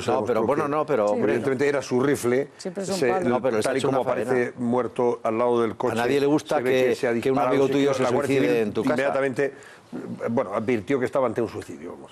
Está claro que era un suicidio. Todo esto ha tenido en las redes sociales, ha tenido su repercusión y hemos comentado antes cómo a la gente todavía, en fin, no, ese punto de humanidad que es exigible, más allá de que esta persona pudiera ser criticada y criticable por su gestión en Caja Madrid, por los casos en los que estaba incurso desde el punto de vista judicial, etcétera. Pero hombre, se ha suicidado, está muerto. Un poco de humanidad. No, pues todavía en las redes sociales se han descargado con ira, con comentarios canallescos, miserables y de muy poco sentido humano. Pues sí, siguen corriendo por internet esas bromas sobre la muerte de Miguel Blesa y hemos sobre todo seleccionado algunos tuits del partido Podemos, en concreto de Kichi, el alcalde de Cádiz. Vamos a ver lo que él ha publicado en su Twitter. Aquí lo tenemos. Blesa, Barberá, Gómez, Cuberos, Yáñez, Rodríguez Alonso, Martínez Núñez. La puerta y sus caídas, ¿soy yo o todo esto huele fatal? Aludiendo a una especie de complot contra todas estas personas que han ido muriendo. Bueno, pues evidentemente ha tenido reacciones en Twitter y vamos a ver lo que le contestan algunos usuarios. Pablo Iglesias, porque también han contestado a Pablo Iglesias, en el que él ha dicho hoy, por ejemplo, que lamenta la muerte de Blesa, pero que también se acuerda de esos ahorradores de las preferentes. Y contestan a Pablo Iglesias en concreto. ¿Te acuerdas de los desahucios de Caja Madrid de Blesa y no te acuerdas de los 15.000 euros que te dio de una beca mientras? Vamos a ver más reacciones en Twitter después de las declaraciones de hoy sobre Blesa de Pablo Iglesias. Todas las personas de bien podemos afirmar que es un miserable y rata. También hay descalificaciones en Twitter contra Pablo Iglesias y sus personas de Podemos. Vamos a ver esas descalificaciones y críticas. Plaza fija de profesor, pedir baja de 2 años por depresión y liberado sindical al recibir el alta. ¿Soy yo o todo esto huele fatal? Le contestan también con ironía al comentario de Kichi. Y este último sobre Kichi también, indigno de un alcalde. Tenemos uno más contra Kichi y vamos a verlo en último lugar, si podemos verlo. Bueno, miserable tuit, aquí está. También, evidentemente, críticas contra los tuits de Kichi y de Pablo Iglesias. Bueno, reacciones. Enseguida os doy la posibilidad de que comentéis todo esto. Escucharemos esas declaraciones, por cierto, muy críticas de Pablo Iglesias, que han sentado mal y que han generado bastante controversia también y polémica. Pero antes tenemos que hacer esta pausa para la publicidad. Hasta ahora. 12 menos cuarto. Vamos a ver, ¿queréis escuchar las declaraciones de Pablo Iglesias y también de Pedro Sánchez? Pedro Sánchez ha estado respetuoso, como no puede ser de otra manera en una circunstancia como esta, pero Pablo Iglesias, en fin, ha deslizado ahí que, claro, también han muerto muchos preferentistas, etc. Vean. A mí en este momento me viene al recuerdo el suicidio de muchas personas que fueron víctimas de desahucios, el suicidio de muchas personas que fueron víctimas de estafa. Nuestro compromiso va a estar siempre con las víctimas de los corruptos, con las víctimas del saqueo. Con independencia de la opinión que podamos tener todos sobre el recorrido vital y profesional de Miguel Blesa, hoy lo que toca es simplemente dar pésame a los familiares y a los seres queridos de esta persona. Eso es ser una cosa correcta. Es diferente, estar como hay que estar. Pedro Sánchez ha estado. Y el señor Iglesias, como siempre, está. No, pero es que el populismo, la demagogia barata. Cristina, esto es de ser una persona normal o no serlo. Porque claro, todo lo que dice Pablo Iglesias, a mí el único comentario que se me ocurre es decir, pero también estás de acuerdo, estás en solidaridad con las víctimas de Venezuela, de tu amigo Maduro, de tu amigo Maduro, que van 130 muertos. Siempre en Pablo Iglesias hay un sesgo ideológico. No es solo moral, que lo es también, porque cuando muere una persona, sea por lo que sea, incluso en casos extremos, donde se produce, por ejemplo, la muerte de una persona que está, en fin, es un dolor, ¿no? Pero no es solo eso, esto es típico de los totalitarismos. Para muchas personas la muerte es el final y por lo tanto es un punto de respeto. En el caso, por ejemplo, de la Unión Soviética o de China, sin ir más lejos, a una persona se la justicia y a la familia se le entrega la bala. O sea, hay un deseo de ajusticiamiento del muerto y una comparación entre muertos. Nuestros muertos tienen el mismo valor o tienen más valor que el del otro, ¿no? Y entonces esto esto históricamente se ha producido en los totalitarismos, de tal manera que él lo que quiere dejar claro es que no todos los muertos son iguales, y nuestros muertos, los muertos que yo decido que son mejores que los otros. Es una cosa verdaderamente aberrante. Esto es ideológico. Oye, pues mira, hablando de la intolerancia que se manifiestan y el odio que se visualiza y se ve en las redes sociales, a propósito del comportamiento de los escritos, de las personas que escriben en esas redes sociales y que destilan odio, insultos, miseria moral y humana contra personas que mueren porque no están de acuerdo con ellas, porque han desarrollado una actividad que según ellos no era la que tenía que presidir su vida desde el punto de vista ético, profesional, etcétera, etcétera. Se ha visto también en el caso de una joven muy activa en las redes sociales. Ella era cazadora porque le gustaba la caza. ¿Qué pasa? La caza es pecado, cazar. Entonces era una mujer que defendía la caza, colaboraba con publicaciones del mundo de la caza y era muy activa como bloguera en defensa precisamente de la caza. Y le gustaba el campo, porque estaba viviendo en el campo. Y ha sido encontrada muerta, se ha suicidado en extrañas circunstancias, pero eso no ha evitado que todavía los miserables que la han acosado a lo largo de su vida por ser una chica que abiertamente defendía la caza, hayan vuelto a incidir en esos comentarios miserables. Vean ustedes este reportaje que nos deja Rubén Lara sobre Mel Capitán, esta joven cazadora que se ha quitado la vida con 27 años. Es Melania Capitán, de 27 años, la bloguera de Jara y Sedal. El cuerpo ha sido encontrado en una granja de Huesca y los primeros indicios apuntan a que se ha suicidado. La joven habría llamado a sus amigos horas antes para despedirse. Su pasión era la caza, una afición por la que era insultada y amenazada. Te vamos a callar con una bala en la frente. Espero que alguien te dé una paliza que te deje 4 meses en coma. Somos muchos los que deseamos que no vivas. El hostigamiento no cesó, hasta se llegó a publicar su ubicación de trabajo y pidieron a sus superiores que fuera despedida. La situación, según la propia Melania, se hizo insostenible. Tras conocerse la noticia de su muerte, las redes han reaccionado así, con más odio e insultos. Le gustaba tanto matar que se mató ella misma. Ella ha elegido acabar con su vida de la misma forma en que acabó con los pobres animales que murieron por su capricho. Ellos no tuvieron elección. Agravios que cada vez se hacen más frecuentes cuando fallece una persona que no comparte los mismos gustos con los usuarios de las redes. Bueno, ella había llegado incluso a denunciar precisamente esta campaña de acoso en las redes sociales y de amenazas. Lo denunció a la policía. No sabemos si esto ha podido incidir o no, pero es evidente que ha sufrido la presión de la social y la intolerancia de aquellos, especialmente relacionados con este partido animalista, son muy activos contra los que defienden, en este caso, la caza, de forma selectiva, evidentemente, una caza que, bueno, que primero además supone desde el punto de vista económico es un balón de oxígeno para muchas regiones, especialmente en Castilla-La Mancha, sin ir más lejos, pero además una caza no solo ordenada, es que además es ecológica, es que defienden el medio ambiente, claro, por favor. Esta es la cuestión. Bueno, pues ella ha sufrido esas presiones, ha sido encontrada muerta, vamos a ver si se aclara en qué circunstancia, etcétera, etcétera, pero de todas formas pones un ejemplo más de esa intolerancia y de esa inhumanidad que destilan estas redes sociales. Es tremendo. Bueno, tú mismo has sido objeto también de insultos en las últimas horas, Vicente. Los periodistas solemos ser objeto de insultos diarios.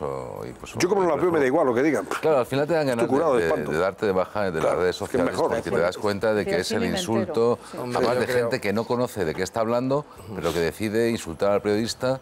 Hoy tenemos un caso, yo por ejemplo, hoy el diario El País ha publicado una información que dice que el Ayuntamiento ha reducido un 57% la inversión en la M30.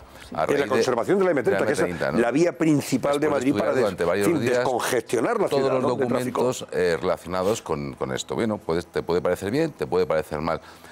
Lo que es la persecución de los periodistas que han escrito esto, que han estado trabajando esto, es tremendo. O sea, de perro para arriba. Bueno, ¿y tú? Todo, pero eso tú has visto la gente de Podemos. Es una cosa que sobre todo te insulta gente que no conoces, te insulta gente que no ha leído los documentos y que te da una opinión que es, bueno, opinión, pues además y en la más absoluta, Vicente, y en la más absoluta impunidad. Pero yo quisiera diferenciar. Bueno, y en el caso, hasta el concejal el Sánchez Mato, que tendrá que haber dimitido ya. Este tío, este es el que está procesado. Sí, sí. Está procesado e imputado y tiene que declarar por la descalificación. Por haberse inventado una historia. Yo entiendo que un político... él y Cele Mayoría y siguen sin dimitir y dando ejemplos. O sea, perdón, pidiendo dimisiones a los demás. Pero yo quisiera diferenciar dos cosas. Una cuestión es el uso de las redes, el buen uso, que es algo beneficioso y es algo que ha permitido unos avances que no vamos a dar marcha atrás ahora y volver a otra etapa, porque además eso no hay quien lo pare. Y otra cosa distinta es la cultura del odio que está instalada, quién son los responsables de instalar esa cultura del odio y luego después el ejercicio de odio que hace cada uno. No llames al odio cultura, hombre. Perdón. Revanchismo ese ejercicio. Hablo con personas inteligentes. Cuando algo se hace de una manera extendida y por un constructo social amplio, puede decir que hay una cultura del odio. Si es que es una cultura del odio, no tiene nada que ver con lo que es la cultura, pero sí hay una cultura del odio. Y esa cultura del odio la están instigando, se ha visto antes en las declaraciones de Pablo Iglesias. Exacto. ¿Qué es lo que hace? El frentismo. Inyecta odio. O sea, dice que te tienes que acordar de los muertos que ha habido por suicidios, claro que sí, de todos. ¿Pero qué tiene que ver eso con el que ahora mismo hay, que es este? Es el que tienes que referirte y punto. Y el otro ya hubo su momento cuando se habló en cada instante, ¿no? Pero repito, lo hace como diciendo, ese persona, lo que has dicho de los totalitarismos, ese que ha fallecido, a nosotros nos da igual, nos preocupan solo a estos. A partir de ahí, caña al mono, o sea, todo lo que estamos viendo. Que el problema de los nuevos populismos es que ellos no cejan en campaña electoral.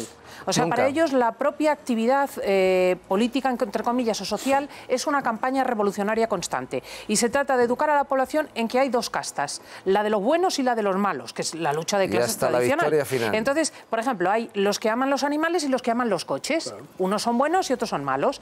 Unos luchan contra la gente que, vamos, a favor de la gente que no tiene vivienda, y luego hay otros que roban. Unos son buenos y otros son malos. Lógicamente, los que hablan, Pablo Iglesias siempre está con los buenos. Entonces, lo importante es que tú insultes a alguien porque esto te da una identidad de clase. Y el problema de esto es que está sembrando un frentismo. Sí. Por cierto, un frentismo que es muy viejo. Porque y que puede tener consecuencias. Al final se puede volver contra los que siembran es que estos vientos. Ha partido España. Pero luego después disculpan los mismos hechos cuando están cometidos por parte de los suyos. Por ellos, claro. Lo que está pasando en Venezuela, que es tremendo, o sea, salió Irene Montero acusando a la oposición de que estaba quemando viva gente. Cuando van 130 y tantos muertos y todo el mundo estamos viendo las tanquetas como están irrumpiendo, pasando por encima. No, pero nos hemos inventado el término de la posverdad, que no es nada más que la mentira. La mentira. Es la mentira, o sea, estamos utilizando un eufemismo. Tú me dirás, Cristina, ¿cuál es la legislación española para proteger toda esta barbarie que se ha instalado en las redes, fundamentalmente en el tuit? Pero no está funcionando. A mí, los jueces de los que hablamos ahora y que están limpiando España, porque son ellos el Cid campeador, que viene a limpiar este país de la podredumbre que ellos nunca han pisoteado. ¿Qué están haciendo? ¿Qué están haciendo este tema? ¿Qué están haciendo en este tema? Porque insultan a este señor, te insultan a ti, nos insultan a todos nosotros, nos dicen de todo. Insultan a un señor que desgraciadamente se ha matado, en fin. Y pues entonces lo único que hay que hacer es protegerle con el silencio, hombre. Pero, Carlos, tener una mínima humanidad. Pero ni un juez se excita con todo este tipo, ni un fiscal se excita. Hombre, es que el juez no puede actuar por su cuenta. El juez tiene que actuar con la Fiscalía, porque haya una acción de la Fiscalía. Pero sí que te diré que la Fiscalía está estudiando muy seriamente, ya lleva años estudiando muy seriamente todo esto. Deprisa, pero es que es muy difícil. Perseguir el tema en las redes sociales es muy difícil. Luego son cientos y cientos y cientos. O sea, ahora nos analiza pues ella que ha sacado 4 o 5. Pero tú, con esto de la M30, en un momento hemos visto como 15 o 20. 15 o 20 personas, algunas totalmente sin identificar. Que no conozco y que nada. No saben de qué están hablando. Si hasta un concejal está participando en ese linchamiento. Es muy difícil la persecución de este tipo de delitos. Una cosa son los trolls que no conozco. Además, hay que decir que sí hemos visto acciones, sobre todo cuando hay, digamos, una agresión social muy grave. Por ejemplo, ¿recordáis esta muchacha que se rió de Carrero Blanco? O recientemente otro que también... Cassandra, etcétera, y se han llevado su pena. Pero fue juzgado y le van a caer 2 años y pico. Este que dijo que no reconocía al tribunal, pero eran un tal Darío no sé cuánto, no, que por cierto, un tipo de 26 años al que no se le identifica, pero ¿esto qué es? Pero la cuestión es que está siendo juzgado, ¿por qué se tiene que velar por la intimidad de esa persona que ha ofendido, insultado y calumniado y ha delinquido en el supuesto ejercicio de su libertad de expresión? Y ese no se puede ver ni su cara. Pero yo no creo que sea un problema de las redes sociales, fíjate lo que te digo, o sea, etcétera. Es cierto que cuando ves un tuit muy grave que agrede contra la ley, has de demandarlo y denunciarlo, etcétera. Yo creo que es un problema de este frentismo que tiene, porque en las redes, digamos, se evacúa toda la instintividad de la gente, pero a todos los niveles, no solamente en el ámbito del insulto. Quiero decir, la gente pues es procaz, es obscena, manifiesta, digamos, todo aquello horrendo y todo lo hermoso que tiene cada uno dentro y cada uno se retrata. Pero no deja de ser un fenómeno, digamos, periférico a algo que se está inoculando socialmente, que es además, que tiene además un matiz muy curioso que Pablo Iglesias ha explicado muchas veces, que es el amor a la violencia. Él habla en los términos de Clausewitz diciendo que la violencia es un factor extraordinariamente positivo, por eso dice que la caída del muro es muy triste, porque dice que el temor que en el capitalismo inducía la existencia del comunismo y del gulag era muy positivo. Esto lo dice, lo he dicho hace muy poco. La gente que cayó en el muro es más positivo todavía para ellos. A ver, que son las que faltan 2 minutos. A ver, rápidamente, Chencho, sí. Las redes sociales están ahí, existen, son útiles, pero que duda cabe de que son un refugio de cobardes y de miserables, que se refugian ahí para insultar porque son unos cobardes. Pero lo tocante al tema que tocáis de Pablo Iglesias y de Venezuela, está claro que ellos no van a condenar nunca al régimen de Maduro, por varias razones. Primero, porque ideológicamente comulgan en buena medida con el régimen de Maduro, mucho más que con la oposición democrática, mucho más, porque ellos tienen un ribete fascista, un ribete totalitario. Pero por otra parte, si les han dado de comer... Claro, si tienen las facturas. ¿Cómo? Va a decir, es que puede Maduro decir, usted está demandando ahora, me está atacando... En tal fecha, el comandante Chávez les dio $500.000. En tal fecha, el ministro del Interior les dio 300. ¿Lo pueden decir? Claro. Lo que yo digo por mi parte es lo siguiente. Vamos a ver. Yo he preguntado muy recientemente a una persona que en Internet se mueve muy bien, que tiene mucha más experiencia que yo, por supuesto, y mucha más inteligencia para hacerlo. Y me dice que manejando bien los servidores sabe perfectamente quién son las personas. Es decir, en cualquiera de los que estamos aquí, y yo lo he sufrido, cualquiera, tenemos un desliz dialéctico, retórico, porque imputamos a una persona una demasía y se nos cae, no al pelo, a mí se me ha caído hasta las orejas, se me ha caído hasta las orejas, precisamente por un juez que está muy de moda, porque se sintió en sensibilidad muy herido, el pobre. Bueno, pues ahora este señor tendría que estar actuando, incitado por el fiscal contra toda esta gentuza que está haciendo este tipo de cosas y sin embargo no están actuando. Pero Carlos, que es muy tarde.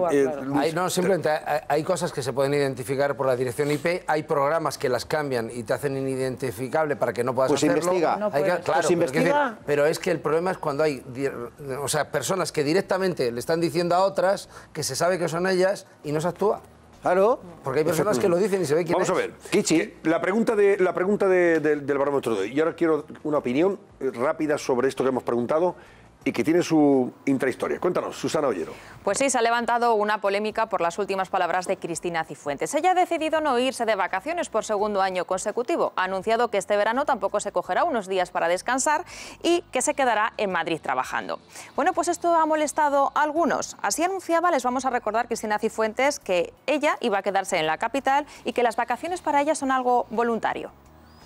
También entiendo que no es una obligación, que es una alternativa voluntaria. Es una conquista de los trabajadores y de hecho los consejeros se van a marchar todos ellos al menos 2 semanas, entre 2 y 3 semanas, pero tiene que ser voluntario y yo sinceramente prefiero quedarme trabajando porque no se me ocurre mejor sitio que estar aquí trabajando en la Puerta del Sol.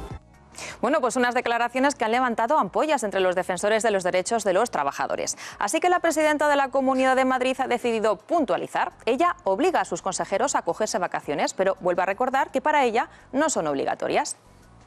No solamente no cuestiono, sino que yo a mis consejeros les obligo a que se cojan un mínimo de 2 semanas de vacaciones. Pero entiendo que a mí nadie me puede obligar si yo no quiero irme de vacaciones. Las vacaciones no son obligatorias.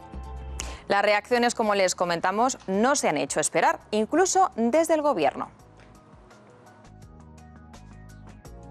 Yo respeto todas las decisiones personales, pero el contrato de trabajo en España da también derecho a vacaciones a todos los trabajadores. Sin embargo, la oposición no ha sido tan moderada. Hablan hasta de despropósito. Escuchen. ¿Qué van a decir estos? Vamos a ver si aclaramos algunos puntos de derecho laboral básico. Las vacaciones no son voluntarias, son un derecho. Es más, el Estatuto de los Trabajadores dice que no se pueden ni compensar. Bueno, yo creo que es un despropósito. Lo único que ayudan es a destruir los derechos conquistados. La polémica ha llegado hasta Cataluña. Ha opinado hasta su presidente, Puigdemont. Jo no participo d'aquells que desprestigien les vacances. Són necessàries. Pues así de calentito nos ha dejado el panorama Cristina Cifuentes con su decisión. Son un derecho, eso nos queda claro, pero ahora todo el mundo se pregunta si las vacaciones son algo obligatorio o voluntario, que es lo que les estamos preguntando a los espectadores. Esto es un despropósito. Puigdemont se está desdiciendo porque se podía ir de vacaciones. Yo creo que se puede ir de vacaciones y dejarlos tranquilos. Está viendo a ver dónde consigue urnas que no le han autorizado comprar. Está haciendo leyes que la Constitución no autoriza. Está cambiando a los consejeros que no se quieren pagar con su patrimonio el rollo este. Pues se podía ir este señor de vacaciones, ya que lo que quiera. Todo esto surge, perdón un momento, con la Guardia Civil dentro. Pero vamos a ver, que todo esto surge porque, oye, Cristian Cifuentes le pregunta y dice, pues yo me voy a quedar otro año más aquí porque me apetece seguir trabajando. Pero Antonio, lo cómico de este caso es que oye, y por eso te montan el número. La señora Cifuentes... O sea, que tú voluntariamente digas, no, si es que yo prefiero quedarme trabajar en mi despacho y tal. Bueno, no pasa nada. Luis, o sea, la cosa es que ya impusiera a los demás que no se fueran de vacaciones. Yo creo que ha sido un poquito populista. O sea, en política te quedas muchísimas veces sin vacaciones. El año pasado no las tuvimos, muchas veces, pero por sentido de la responsabilidad y por lo que tienes que hacer, eso está claro. Pero lanzar ese mensaje yo creo que es quedar un poquito bien de cara a la Si le preguntan y te dice, ¿se va usted de vacaciones? ¿A dónde va a ir? Dice, no, yo este año me voy a quedar. No, que yo me quiero quedar aquí porque... ¿Qué va a decir? ¿Va a mentir? Pero por lo pronto ha mentido, ha dicho, ¿dónde se puede estar? En verano mejor que en la Puerta del Sol. Ella piensa que sí, yo creo que estás cayendo en esta tendencia. ¿Por qué es verdad? Porque lo sabe cualquier persona con sentido común. Si este trabaja mucho, algo malo habrá hecho. Que no lo estoy cuestionando. Si este gana mucho dinero, algo malo habrá hecho. Si este ha hecho algo de éxito, algo malo ha hecho. Pero bueno, si no quiere irse de vacaciones, que no se vaya de vacaciones. Primero, yo parto de la base, yo soy más radical que la señora Cifuentes, que cada uno haga con su vida lo que le dé la gana. Claro que sí. Hasta donde pueda. Eso está claro. Y si se quiere quedar en casa, se quiere quedar en casa. Si se quiere irse a la Sierra de Madrid, que se vaya a Guadarrama. Y si se quiere bañar, que se vaya a Javea. Que vaya a donde le salga de las narices. Siempre y cuando sus circunstancias se lo permitan. Pero ¿por qué esta señora dice que está hollando los derechos de los trabajadores? Pero yo no he dicho eso, tonterías ¿eh? Ya has visto el vídeo por un lado totalmente. Pero qué tonterías estas. Si ella ha dicho que no se puede que reconozco. Ahora, que esta señora tenga que estar disculpándose públicamente por una obviedad. Pero es que nosotros metemos en lo que tenga que hacer Pablo Iglesias. Hombre, Pablo, sí, yo me meto, que se vaya en su casa de una puñetera vez, hombre. Que nos deje tranquilos. Que hay gente que se queda sin trabajo. No se van de vacaciones. Claro, hay cantidad de gente sin vacaciones. Claro. Lo que ha llamado la atención es que ella haya declarado que no va a hacer vacaciones porque tampoco hay necesidad. Porque no le da la gana. Pero es que tú puedes coger y no tomarte vacaciones o tomarte un fin de semana largo y que nadie se entere. Es que en este país no se puede decir nada. Se sabe públicamente, Cristina, que Pedro J. también nunca ha cogido vacaciones. No, alguien le ha jamás las ha cogido en son. Y yo no tampoco la cogí. Bueno, alguien le ha debido preguntar que si se iba a tomar vacaciones, pero yo creo que lo más razonable, en vez de toda esta polémica, que a mí me parece un despropósito, porque hay mucha gente que se ha tomado un fin de semana largo, años y años y años estando en política y ha seguido trabajando y nunca ha salido a hacer una declaración de no me tomo vacaciones. Ni el mejor sitio de la Puerta del Sol. Se lo han debido de preguntar porque a mí no me pega de Cristina Cifuentes porque es una persona muy sensata que haya generado esta polémica. Que ha querido quedar bien y ya está. Es que aquí hay gente que, insisto, hace política hasta con la por favor, todo a la vez. Yo te lo digo, yo lo he vivido. ¿Quién está hablando? Cristina, Cristina Alberdi. Está hablando Cristina. A ver, ¿qué? Cristina López. No, que las Cristinas. Si yo digo lo mismo, que volvemos a lo mismo. O sea, que yo digo que cada uno haga lo que quiera, lo que ha dicho Fátima Báñez. Aquí el derecho protege que los trabajadores por ley se deben tomar vacaciones. ¿Que no te las quieres tomar? Pues allá tú. No hay más que discutir. Ahora, ¿qué pasa? Que en el momento en que una señora hace una declaración hay que decir, ¿y en qué bando está? ¿En el bueno o el malo? Está en el malo, porque corrompe los derechos de los trabajadores y ya están todos los demás colocados. Es ridículo. A ver, Chencho Arias. Es que es ridículo. Si le han preguntado, ¿usted va a tomar vacaciones? Claro, porque lo ha hecho por eso. Ha dado la explicación que ha dado una explicación muy sensata. ha dicho yo no me voy a tomar vacaciones. El tema sería si la señora Cifuentes, por no irse de vacaciones, le impide a todos los consejeros, a toda la gente a su alrededor, que tome vacaciones. Entonces ella estaría hollando los derechos de los trabajadores. Pero no tomándola ella, no le da la gana de tomarlas. Pero mira, si dice lo que ha dicho la ministra Tejerina, para hacer si juicio de dice, valor, si esto, yo soy no un poco estoy hollando rara nada. y no me voy a ir de vacaciones porque no estoy en ningún sitio mejor que estoy aquí.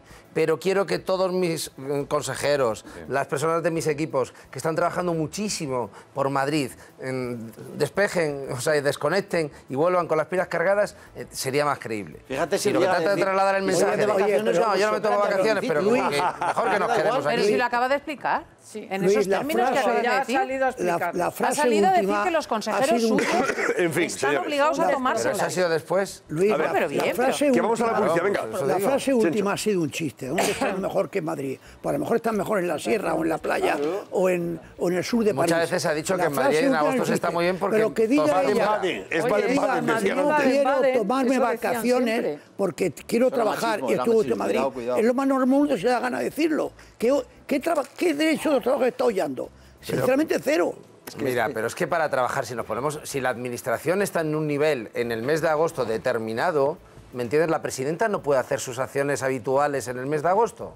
Y para hacer lo que puede hacer, lo puede hacer en su casa. Está en el despacho porque le da la real gana. Que sí.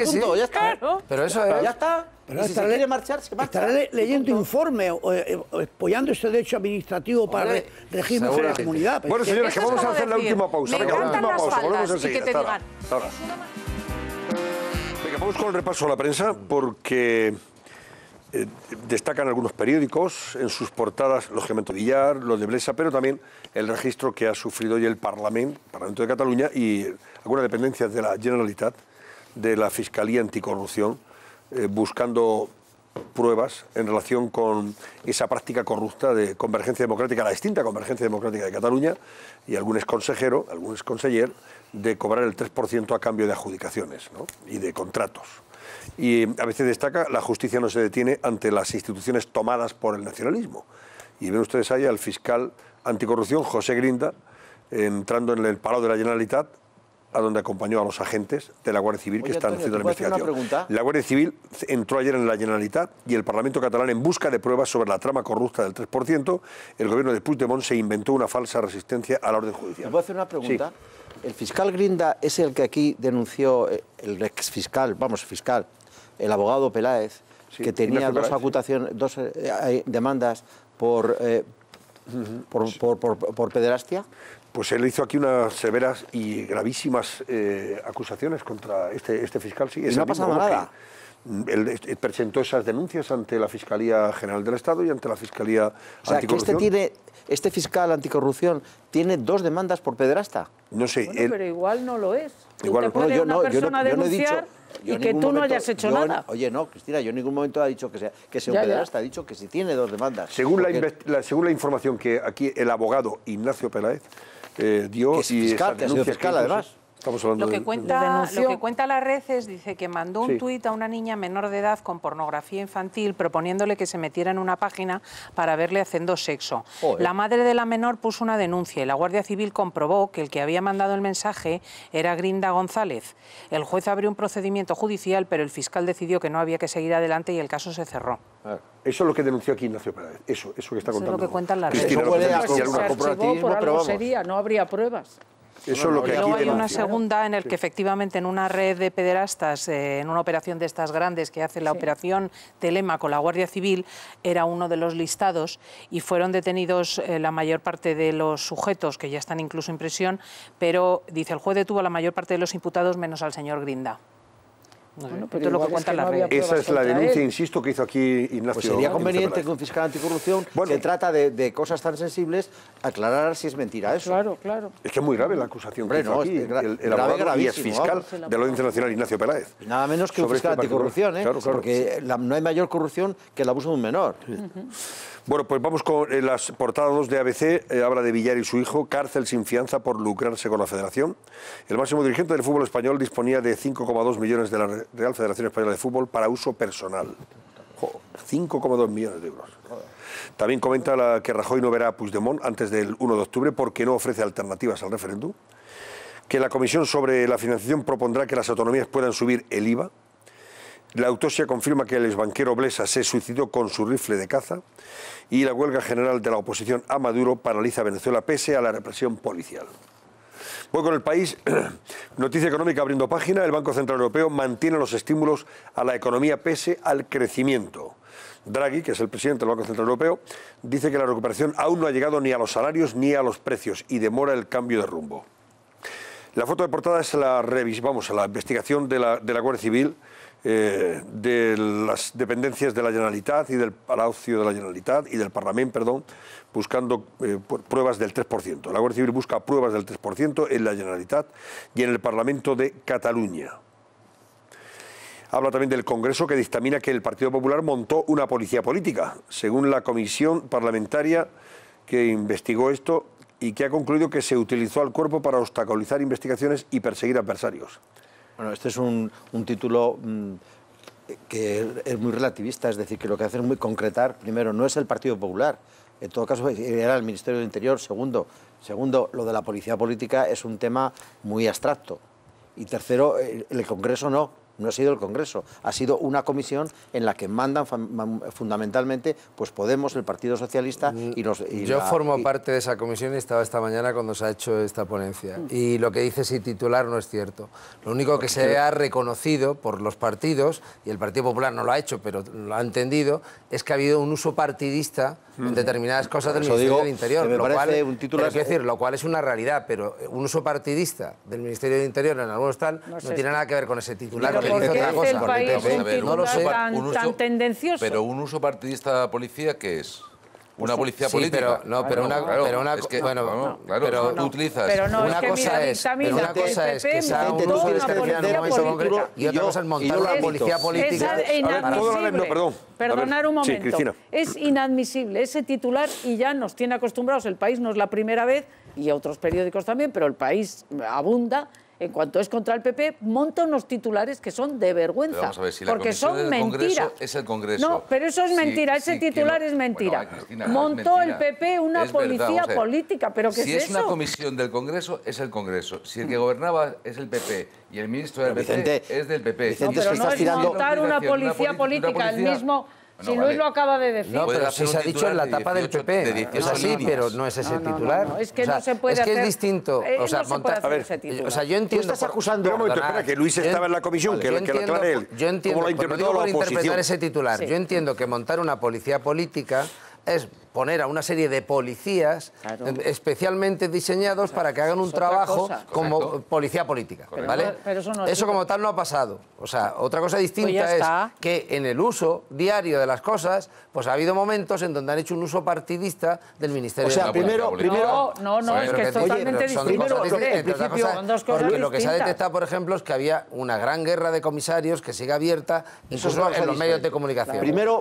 Y ahí nosotros no nos prestamos al esperpento filtran a unos u otros en función de salsa rosa, y por eso cortamos unas peticiones que había sencillamente para sacar trapos sucios y tal, como los que se están sacando en algunos sitios. Analizando tramo por tramo del titular, perdóname un momento. El tramo primero no es el Congreso de los Diputados. No es el Congreso de los Diputados. Sí, es la comisión del Congreso de los Diputados representada por los partidos.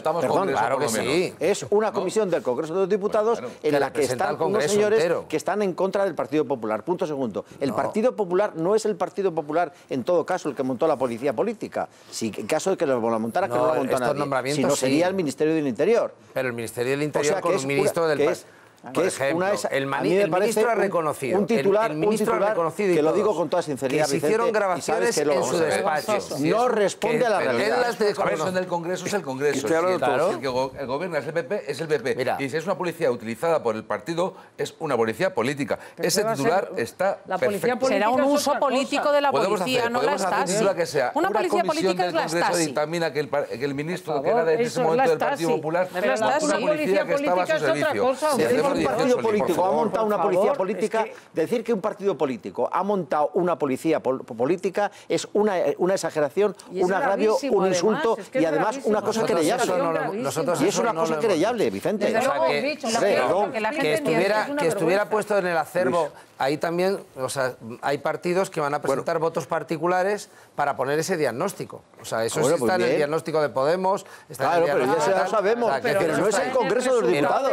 En lo que sea, no es el Congreso de los Diputados. Lo que sea aprobado y lo que sea en la parte, digamos, que se ha consensuado, eso no está. Bueno, venga, más cosas. El País también lleva a portada lo que ha provocado la exhumación de Dalí.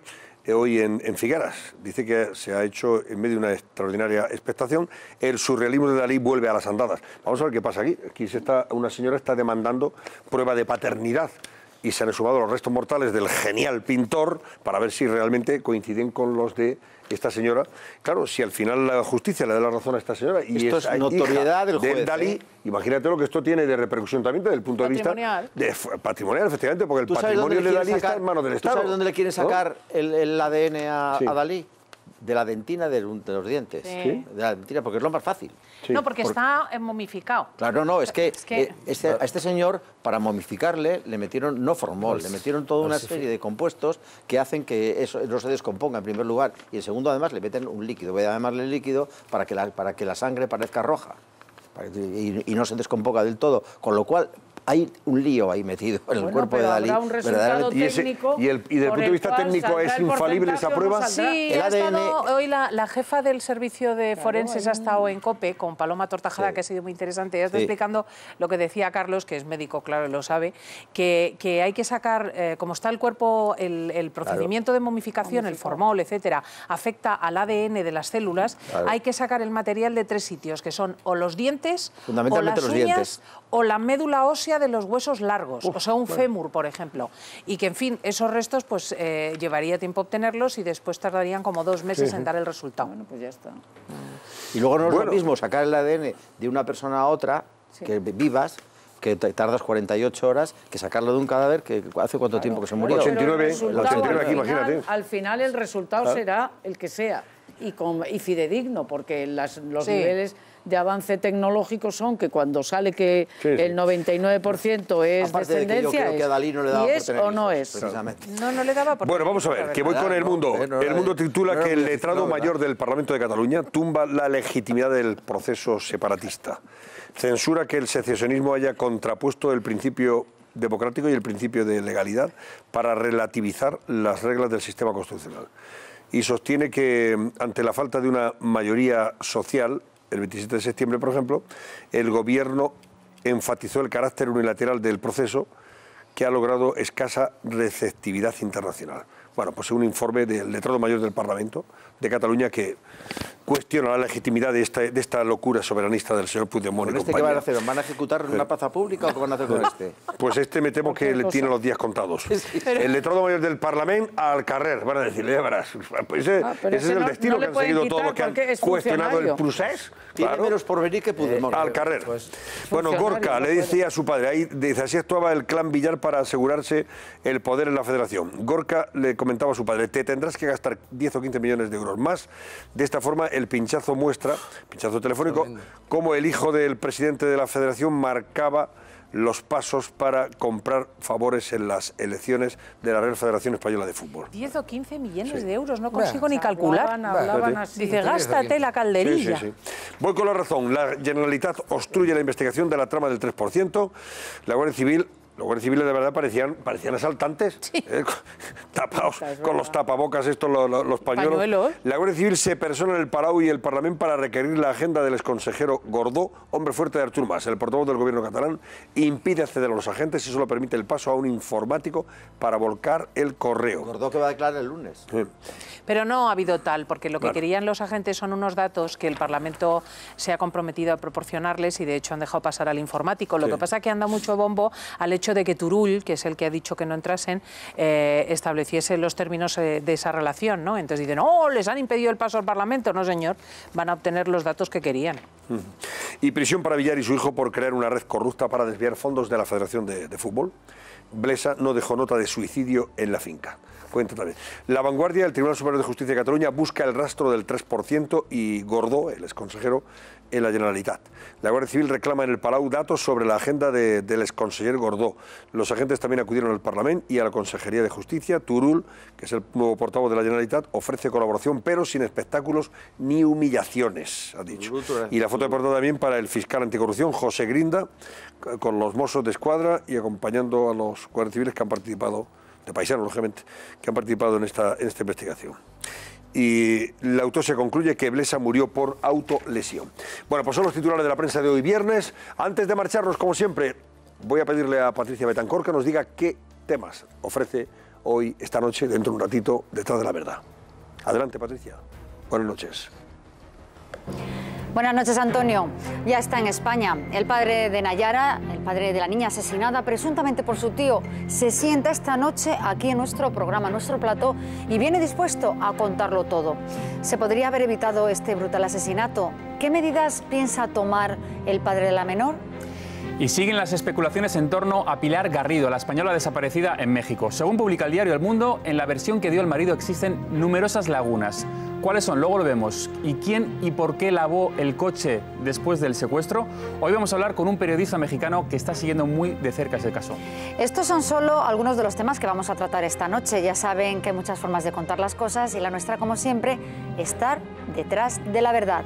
Enseguida volvemos, Antonio. Pues muy bien, enseguida te damos paso. Patricia, ¿qué ha dicho hoy nuestra audiencia sobre esa pregunta del barómetro? Pues vamos a descubrir Susana. qué es lo que opina nuestra audiencia. Ahí lo tenemos. Les preguntábamos si irse de vacaciones debe ser algo obligatorio y voluntario. Y ha ganado las vacaciones voluntarias. Un 60% de la audiencia piensa que las vacaciones deben ser voluntarias y no obligatorias. Bueno. Pero fíjate qué reñido el resultado. Sí, está reñidísimo, pero han ganado. Adiós, Cristina López del Listín, hasta el fin de semana en COPE. Hasta el curso que viene. Hasta el curso que viene, bueno, pero tú el fin de semana te despides también. Fin de semana en Antena con COPE y luego ya empiezo mis vacaciones.